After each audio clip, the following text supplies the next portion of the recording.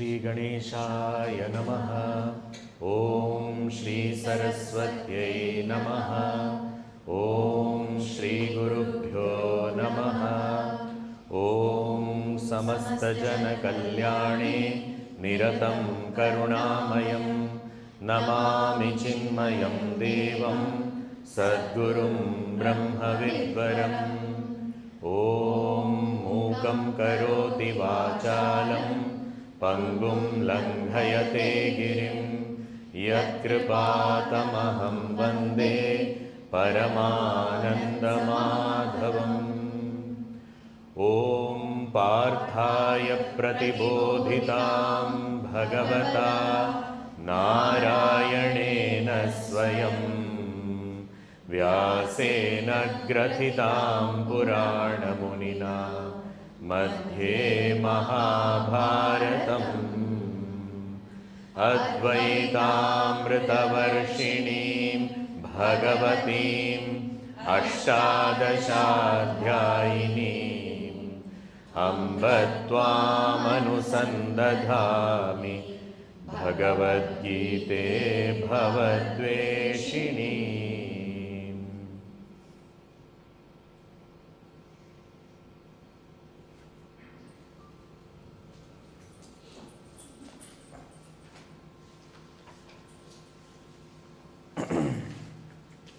Bhagavad Gita chapter 8.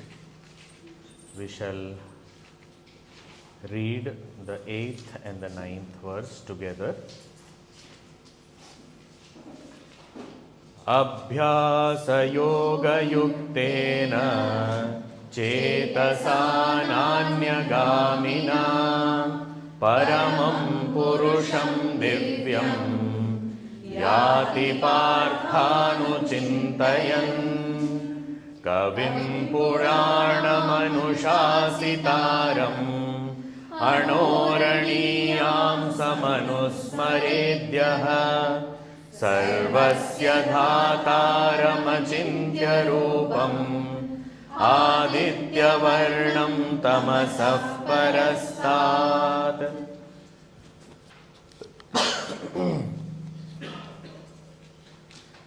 Here Bhagavan indicated that throughout life, every moment, we have only two things to do. Ma manusmara yudhyacha. While performing all our duties, we have the constant remembrance of the Lord, of the Divine. This constant remembrance, this constant investment of the mind and intellect in that Supreme will ensure that we attain that Supreme. But how to ensure that the mind and intellect are invested? Abhyāsa Yoga yuktena cetasa. Repeatedly bringing the mind back to that self, even if it keeps on wandering, patiently bringing it back. Abhyāsa Yoga. And there comes a time when the mind refuses to go anywhere. Na anyagamina cetasa. This kind of mind is the equipment which helps us to attain that Supreme Self, Paramam Purusham Divyam Yati. How? Anuchintayan. Anuchintayan, constantly meditating, contemplating upon that divinity, or meditating or contemplating upon that divinity after having heard about this, gaining the knowledge of this divine self from the scriptures, from the Guru. So Anu, two meanings, continuity and also after. So what is that Supreme Divine Self that we are talking about? Paramam Divyam Purusham. Who is that? So the pointers are indicated in this 9th verse. Kavim, Kavi. We saw the ultimate witness, the all-knowing consciousness. Kavim. Puranam. Puranam means that which is ancient. What does ancient mean? When we say ancient, or when we say old, when we say long ago it was, means we often understand it as chronologically earlier it was there. So it has been there since a long time. So, but since a long time it has been there, but was there a time when it was not there also? So here Puranam does not mean it is old, does not mean it is ancient. Because even if we say old or ancient, we say it has been since a long time.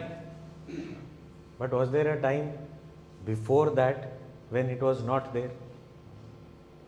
So if there is, then it is not the supreme. It cannot be the infinite. So what does it mean by Puranam? Puranam means that which is even beyond time. Time also began after this. So even the time when time was not there, that time this was there. That is called Purana. Means time began afterwards. Puja Gurudev very beautifully explains this word. This word was there in the second chapter also. In the Upanishad also it has come. Puranam, the word is defined by Bhagavan Adi Shankaracharya ji as ancient yet new. Pura api navam. That which is ancient yet ever new. What can that be? That can only be beyond time. Because if time, it is affected by time, then it can not be ancient yet new. So how to understand this? How is it indicating me? So we say, this entire universe, if we have to measure time, how do we measure time? What is the way of measuring time? How do we define time? How do we recognize time? We say time is the interval between two events. Any two events first occur within as thoughts, only then it takes place as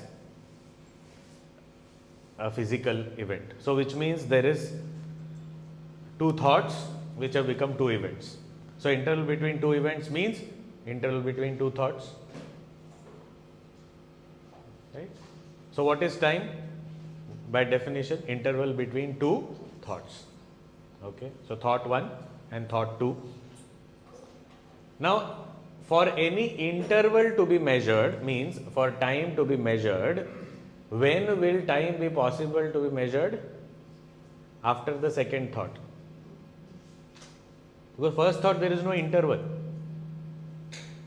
So first thought, then second thought, and then there is an interval. The first interval is possible only after the second thought. That is why unit of time is second. You don't say 1 minute has 60 firsts. It has 60 seconds. So second thought is required for time to begin. So before second thought, there has to be first thought. And when there was first thought and no second thought, that time, was there time? That time, there was no time. Then second thought came, then time was born. Oh, so means this Supreme Being is the first thought? No. Where did that first thought come from? There has to be some conscious entity from which the first thought also arises. And that conscious entity has to be before the first thought. So what does ancient mean? Time was born in the second thought. Before that there was a first thought. And before that there was consciousness. Now to say before also, the word before is time. But we have to use it. So that which exists or existed even when time was not born, from which time started, that Purana. And therefore, ancient yet new means what? When does something get old? Only when there is an effect of time. But it was there before time, it is not affected by time, therefore it is always new. So this is called Purana. Now what can that be? Body, mind, senses, thoughts, experiences. So what remains? That divine Purana. So this is how, when we are sitting on the seat of meditation, one word that takes me to this. Kavi we saw yesterday. Purana. Anushasitaram. Anushasitaram. The one who is ruling over everything. The one under whose control everything is. Anushasita. The discipliner. Now, when we think about such words, sometimes we start feeling that victim feeling comes. There is someone who is controlling everything. Anushasita. And I am helpless. I have to do. We have to remember this is talking about ourselves only. This is not talking about some other being. But even if we say, okay, from devotion standpoint of God, controlling everything and we are victims, it is not that is not what is said. Anything, for anything to happen, we hear statements like even one leaf cannot move without His grace. What does it mean? It means without the touch of consciousness, no action is possible. The eyes cannot see, the ears cannot hear, the mind and intellect cannot think, the legs cannot walk, the hands cannot work. So without it, it cannot. For example, this famous example Puja Gurudev also gives. The car cannot run without petrol. But does the petrol run the car, drive the car? So there is no action taken up, but Anushasita. So according to, it is only because of that touch of consciousness that everything is moving. Everything is possible. So control, that kind of control. Anushasita. A sense of disciplining also. Disciplining means what? Now as soon as we have experienced this so many times, nothing new to be explained. Little bit of going out of harmony with the nature or with the environment. What happens? Nature has a lot of, forbearance, a lot of resilience. But sometimes, if it goes beyond that limit, we push too much, then Mother Earth keep on cutting trees and polluting this, that. And Mother Earth also feels a little bit, so she just little bit shakes. Multi-story building, come. What happened? Mother scratched her back. Little bit. And such kind of thing, they control. Even individual life also. We live indisciplined life. Suddenly, why am I feeling breathless? Go to the doctor. Doctor tests. What is this? How are you even alive? Look at your test reports. Oh, now what should I do? Discipline. Anushasita. So, this entire universe is made with that kind of everything. So, there is a being which controls this entire system. Everything is system based. For example, we have a plug point. If you put your finger inside and switch it on, it is a special yoga. It is called electricity yoga.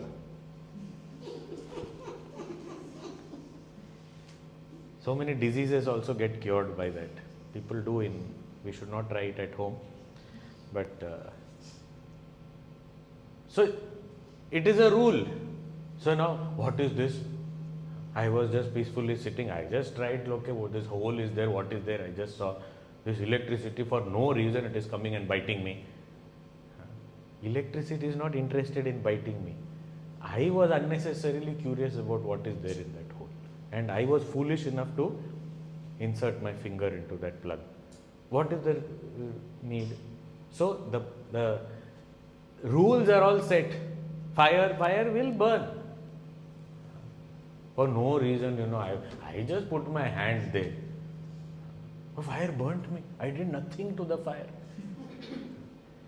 You don't have to do anything. Just take it close. That is enough. It will do it. It is by nature. The fire is not doing the action of burning. Similarly, this controller of the universe is not doing the action of controlling. Every system is set. You know what better? Who else will understand than people living in this country? You jump a red light. You think one ticket is going to come home, or somebody is going to call you to the court. Already deducted from the bank. Over. System is set. No further procedure or anything. Over. Find. Then there is discipline. So I will follow all the rules. Traffic or anything else also. I will follow all the rules because I know system. There is not somebody standing there and doing something. It's set. So this whole universe, systems are set.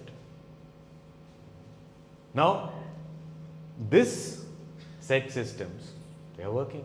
But there has to be some person, some conscious entity who ensures that this remains and continues. Otherwise, it doesn't work. Time to time, there has to be somebody looking at it. Gurudev gives this another example. As soon as we enter the front office, we will know whether the boss is sitting inside the cabin or not. How? If the employees are at their desks and working, you know the boss is inside. But if they are just having a cup of tea and just chit-chatting, you know that boss is out. So you don't have to go and ask also, is the manager here, is the supervisor here, you don't have to ask. You just see, he is not here. Somebody has to be there. Everywhere. Some conscious entity has to be there to ensure whatever system has been set is followed. That is Anushasitar. That is consciousness alone. And see, if we look at supervisor or any such supervisory post, whatever be the designation, typically they do nothing. What do they do? Nothing. The workers, the laborers that are under them, they work very hard, they sweat it out. Supervisor is looking, doing nothing. But that person looking is important. Otherwise, they will do nothing. And they will be only looking. So, one person to look so that everyone doesn't look. Anushasitaram. And now you say, why can't that be me? Do I have everything under my control? My pet dog doesn't listen to me. What to talk of the world? I say, keep quiet, and then say, nothing. What is under my control? My mind? Is it under my control? And I'm saying, why can't it be me? That Supreme Being, Anushasitaram, Anoho aniyamsam. Anu means subtle, small. Anoho aniyamsam, subtler than the subtle. What does subtle mean? Subtle means, we use this word a lot without understanding what it means. Subtle is a word that indicates pervasiveness. Subtle is a word that indicates inwardness. Subtle. So, whatever is more subtle is more pervasive. Vyapakata. Sukshmata is Vyapakata. Here Anu means subtle.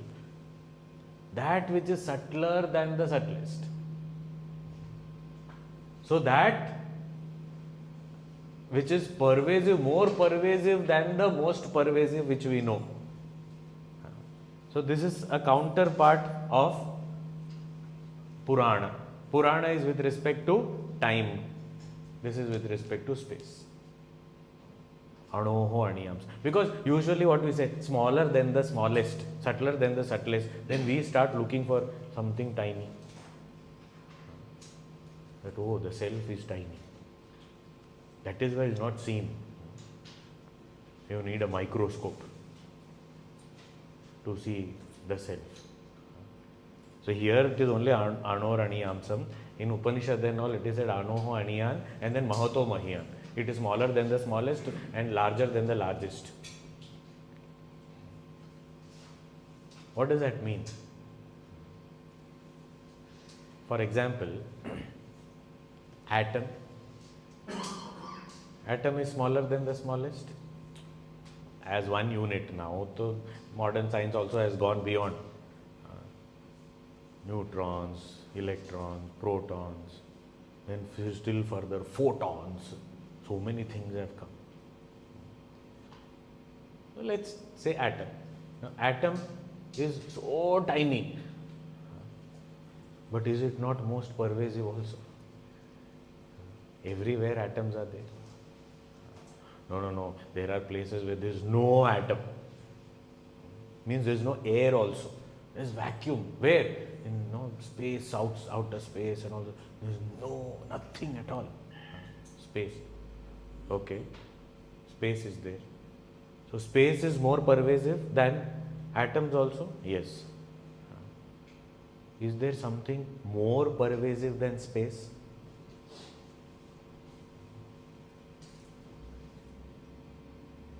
That is this.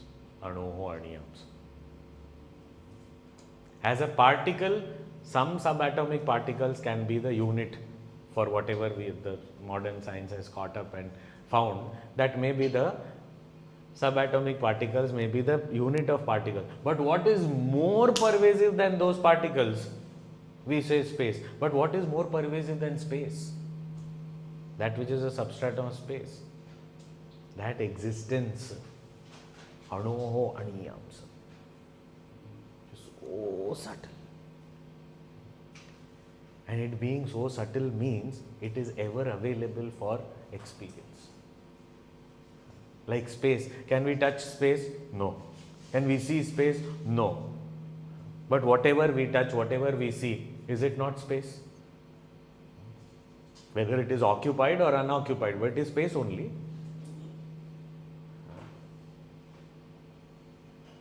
So we conceptualize space, because space is not some entity that we can show in the laboratory. Because it is everywhere, but we can't show it. Okay, this between my hands is space? Yes? But where are my hands? In space only. So this is occupied space. This is not occupied by my hands, but then there is air. There may be vacuum, but their unoccupied space is there. So space is everywhere. It cannot be. But can we conceptualize space in the mind? In the intellect? The intellect can comprehend the concept of space? Yes. It can. We can think, yeah, okay, this is what is space. I cannot see it as an entity, but I can conceptualize. It is so subtle. It's an idea that is so subtle. It needs a very subtle mind, subtle intellect to conceptualize and understand what is space. Okay, I understood. But how does that intellect function? What lies beyond the intellect, because of which the intellect is able to conceptualize such subtle space? There must be something subtler than the intellect. That consciousness is Anoho Aniyamsam. Sarvasya Dhataram. Dhata.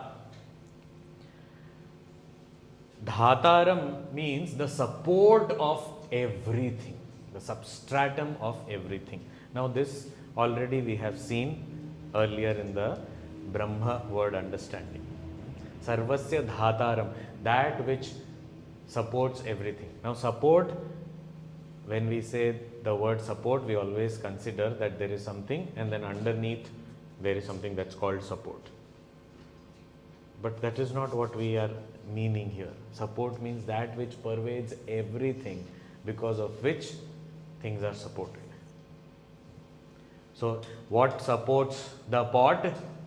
It is clay that supports the pot. Means what? Clay pervades the entire pot, and therefore that only supports the pot. Means because of clay only pot exists.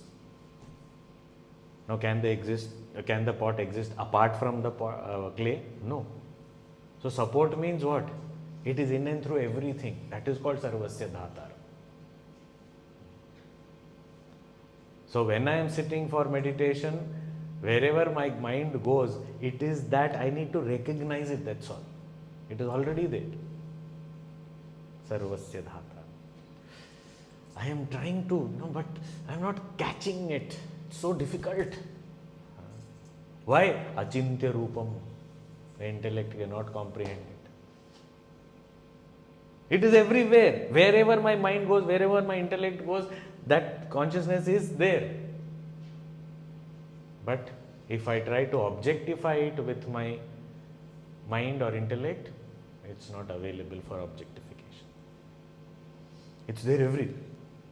A torchlight, the light that comes out, a flashlight, the light that comes out, wherever the light falls, is it not declaring the presence of the battery behind? Wherever, whatever that torchlight may illumine, it is actually announcing, declaring that there is battery behind it. So anything I see the wall, that recognition of the wall is actually telling me that there is battery behind this bulb. That is why I can see it. But if I remove that battery and bring it in front, I want to see the battery also in that light. What happens? No light. Because as soon as I try to objectify it, gone. Not possible. So, Achintya Rupam, cannot objectify and think about it as something different from me. Sarvasya Dhataram, Achintya Rupam. Aditya Varnam Tamasaf Parastat. Aditya Varnam. It is like the sun. Aditya Varnam. Like the sun means what? Which means it rises and sets. Like the sun, the aspect of the sun, that is, the sun does not do something to spread light. The sun is light. That is how the consciousness, this Supreme Self does not have consciousness. It is consciousness. So it is not being aware of something, but it is awareness. Not being conscious of something. There is no object required. The sun will keep shining even if there is no object in front of it. The consciousness is ever illumining everything, even if there is no object.